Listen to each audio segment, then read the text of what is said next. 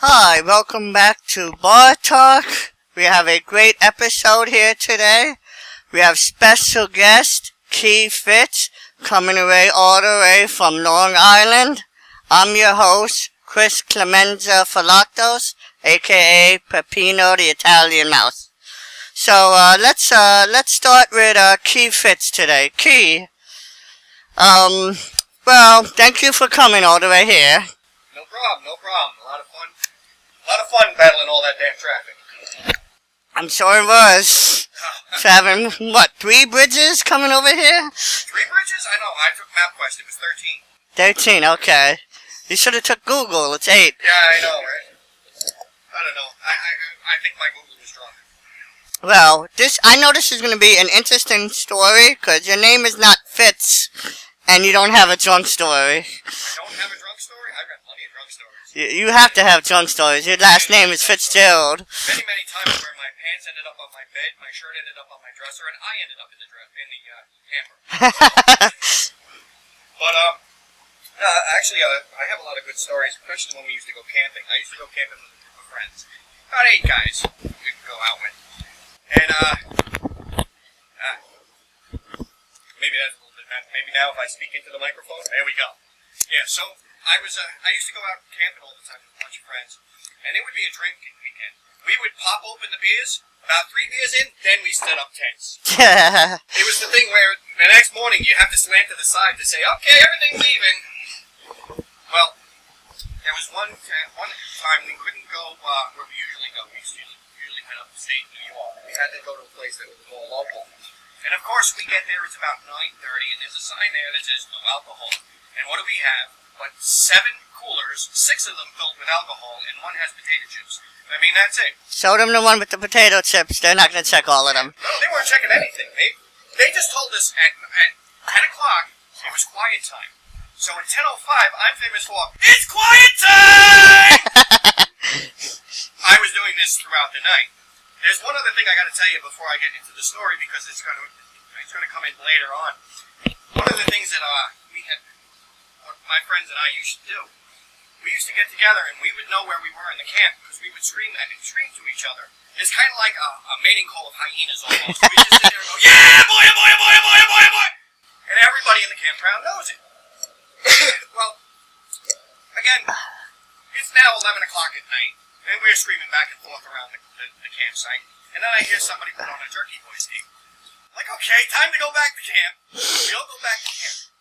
One of the guys brings his son. His son is about 8 years old. We started playing drinking games. The drinking game was called Social. All it was you pour a shot, you clink it together, you say social, and you drink it down. And you would do this at random times during the night. It was not something that was being done that often. Until the son got into it. He decided to start pouring himself shots. So we're sitting there all with our bottle of liquor next to us. Mine happens to be Jägermeister, that's my favorite drink of choice. And the son was drinking Pepsi. And he was pour shot, clink, social, shot. Shot of Pepsi while everybody else is doing shot of alcohol. You heard that. YouTube, Facebook, iTunes. So now we're about 10 minutes into doing this repeatedly. And we're all about a quarter of a bottle down. And he's about half a bottle of Pepsi gone. So now we're at a point where we're just looking at each other like, oh, look at the sky! There's 17 stars in the universe. But, yeah, so it got louder, it got rowdier, and then the next morning came around. Somebody left out 1 bottle on the table. The son was up with the father who was the bartender, and a cop comes around, and the cop looks at me and he says, you guys have alcohol here. He says, yeah, we have some. He's like, well, I'm going to give everybody a drinking ticket. All you got to do is give me all the alcohol. I'm going to confiscate it. He's like, all right, there's a liquor store outside. We're just going to go out and buy more. He starts putting up the liquor. Bottle of Jägermeister, bottle of Black House, bottle of Rumpelmans, bottle of, now remember, there's 8 of us, bottle of Jack Daniels, bottle of Malibu, a bottle of... Sounds like inventory here. Yeah, pretty much. It was about 12 bottles of liquor. What, for like $50 a bottle? 12 bottles. And this is what we didn't drink the night before. The cop turns around, he's like, oh my God, this is so... Is that it? He's like, no, now I gotta give you the beers. The cop turned around and says, forget the tickets. You guys gotta leave. Long story short, somebody comes into my tent, they're shaking my leg. Key, you gotta get up. I'm like, why? Is it breakfast? He says, no. You gotta get up. We're getting kicked out. I said, what do you mean we're getting kicked out? So the cop came around, saw that we had all this liquor. We were just gonna give it to him, but he said we have way too much liquor. We gotta leave. So, okay, we all get up. We figure we're gonna have breakfast, pop open a beer. And, we're walking around camp. Little do we know, I see my father and son, as me and a couple of guys are walking around the campground with the beers, and the father says, see what they're doing there, son? That's called hair of the dog. That's my favorite thing. Oh, absolutely. Only way to keep a hangover from coming on. That or 14 hours of sleep. Sometimes you can't do the 14 hours of sleep. 14 hours. I think we did 2 or 3 hours that night. We were already drunk when we woke up. I mean, the only two ways to kill a hangover is a 14-hour sleep with eating the night before, or the hair of the dog that bit you. And most people can't do 14 hours of sleep. Gotcha. I can't do that either. No, that's... If you work, that's not the way to go. No, definitely not. No, I would just keep drinking. That's all I did. Anyway, so we go back to the showers. We figure we got plenty of time because the cop's not going to come back around. He just wants us the hell out of here. And I'm in the shower, and the guy in the next stall over decides he wants to strike up conversation. Did you hear those guys last night? They were up all night long. One of them was all over the campground screaming, yeah, boy, yeah, boy. Oh, that's hilarious. So we finished camping in my neighbor's yard. The bartender's yard. We just set up a makeshift bar and put the tents out. And it's funny because I lived 2 doors over from them. And I just slept there. You couldn't make it to your tent. Oh no! I couldn't make it home either. I hardly made it to his house. That drive home must have been nice. Oh yeah, it wasn't too bad. Seen about twice as many lanes in the road that I went there with, but you know. Always the middle, remember that. Yeah, absolutely. Well, we drove by braille, you know, we just stuck our hand out, felt every bump as it was. What's Long Island? How can you? This is Long Island, I'm guessing, right? Yeah, oh yeah, no, definitely Long Island. That was a place called Blydenburg Campgrounds, and it was basically maybe about 15 minutes from where we lived. It took us 20 minutes just to find the entrance on the way out that morning. That sounds like some casinos I go to. Oh yeah? Oh my. What a story, Fitz. So, before you go, tell us, how did you get into comedy? Lots of drugs. No. So I started off when I was really young. I decided I either wanted to do comedy or music, and I actually followed the music route. And I actually put out an album nationally in 2000, a band called NME. The album was called Prison Self-Philosophy. This album was on the top 10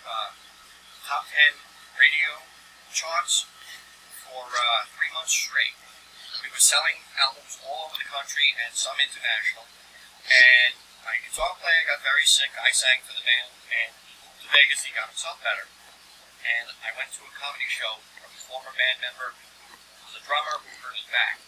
And he busted my balls the whole night. He's like, Key, you can do this, get up here. Key, you can do this, get up here. I said, fuck you, hook me. And I've been doing it ever since. So that was about 2004. Cool. I was hoping you were going to bring your guitar. Is it in the car? I actually do have it here. I don't know I think we could get away with it. Well, you said you got to leave. Maybe next time. Yeah, I'm booked at another gig, but I would definitely bring it on next time I'm here. We'll do some drinking songs next time. How about that? Oh, definitely.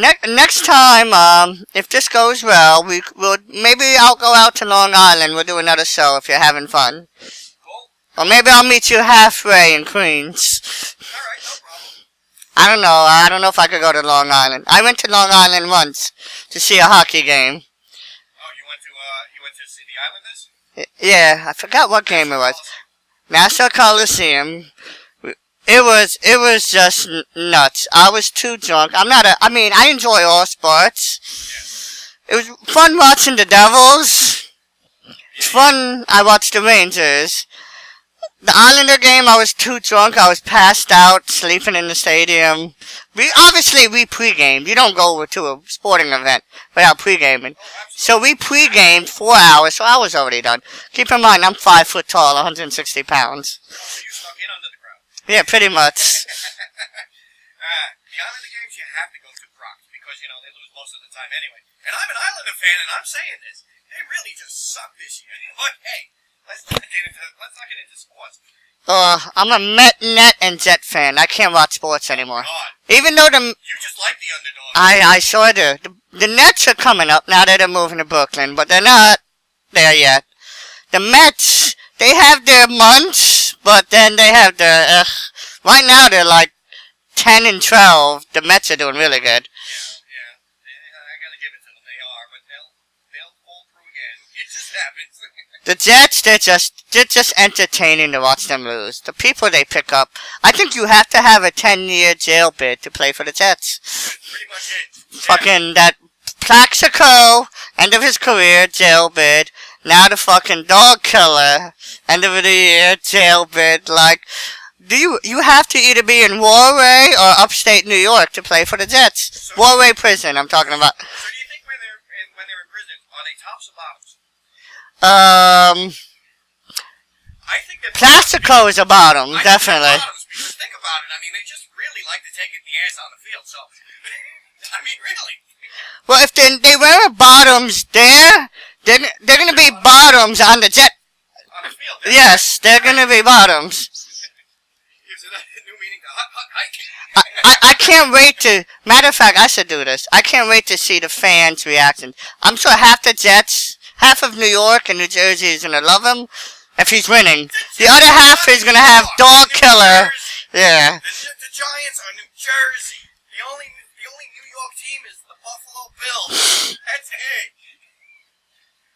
They can't. I don't know why they call them New York. And then again, they say, oh yeah, let's go to New York, and they go to the center out here in Jersey. I can't think of it off the top of my head. Meadowlands? No, not Meadowlands. MetLife? Yeah, that one. The one that somebody's whispering in the background telling me, say it, stupid. Cyclone, you could talk. We could hear you, I think. The Rock? The Rock in Newark. Yes. Oh, okay. The Prudential Center. Yes. That's one of them. And then there's a ton of shit out here. But they claim New York every time they come out here. I don't get it. Well, I call this the Six Barrel. This in Hoboken. Yeah. But it's not New York. It's not. Try and play the New York lottery over here. Oh, you can't. I tried to cash in the New York lottery. They said, what are you doing with that thing? We get a lot of New Yorkers coming here for the New Jersey lottery. And vice versa, obviously. But the sports things, it's always important to go out and have yourself a party in the parking lot. Oh, yeah. Oh, you have to do that. See, I don't think you could do that. You can't do that in Madison Square Garden. No, You could do that in Long Island. But you go to any of the other ones, you can. Hi, welcome. Join us. Hello. How are you? I don't know who this person is. I'm just going to say welcome and what the hell. Alright, let's end this part of the segment. Key, is there anything you want to plug in? Website, Instagram, Facebook? Blonde, the brunette, redhead. A Lost Love? A lost love? Or your left hand? I don't know. Let's see. I'll do this. I will say most of my stuff you can find on www.keyfitz.comedy.com. That's KEYFITZ comedy.com. Or you can catch me on Facebook under Key Fitz.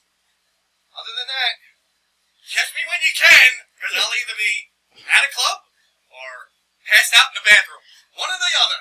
Alright, we'll have that plugged in into the site. Key, thank you for coming. Thank you for having me, brother. Thank you. Alright, that's the first segment. Our next segment coming up is going to be Cyclones AJ. See you soon. Bye.